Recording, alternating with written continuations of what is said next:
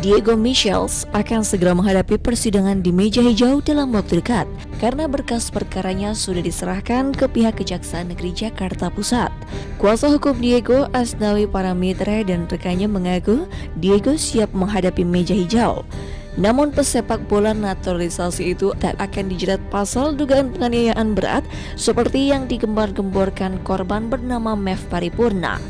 Diego justru hanya dijerat pasal 170 tentang perkelahian yang menyebabkan ketertiban umum terganggu dengan ancaman hukuman penjara di atas 5 tahun. Oh siap, alhamdulillah. Gimana? Jadi menyatakannya seperti apa? Diego siap ya. Dia anak muda yang bugar karena dia atlet ya, secara mental juga bagus, fisiknya bagus ya. Dia siap dia.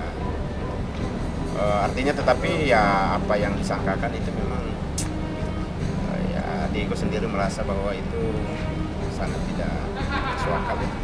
Apa Bang? Kan disangka pasal 170 itu. Jadi sekali lagi bahwa yang disangkakan itu pasal 170. Jadi terjadi perkelahian yang menyebabkan ketertiban umum terganggu. Itu pasal 170. Esensi dari pasal 170 itu adalah adanya ketertiban umum yang terganggu.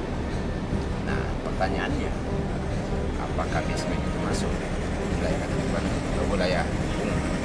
Ya, itu pertanyaannya. Jadi tidak ada pasal 351 atau penganiayaan atau apa segala macam. Sama sekali tidak ada. Tidak ada pasal penganiayaan sama sekali. Tidak ada. Lalu 170. Pengeroyokan itu Bang Ya, pengeroyokan yang menyebabkan ketertiban umum terganggu. Atau kalau teman-teman memotong tiang listrik depan situ yang menyebabkan listrik padam, ketertiban umum terganggu, karena itu pasal 170 itu.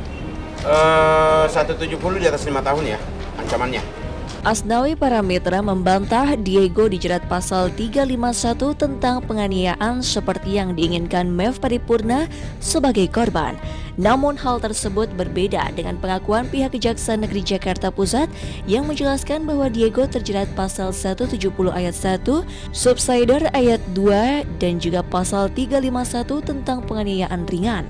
Pihak Kejaksaan Negeri itu justru membantah jika Diego terjerat pasal 365 hingga tak bisa dituntut secara perdata. Pasal yang didakwakan Diego dan kawan-kawan, yang pertama primer melanggar pasal 170 ayat 2 kedua dengan ancaman 9 tahun. Yang subsidiar pasal 170 ayat 1 dengan ancaman 7 tahun penjara.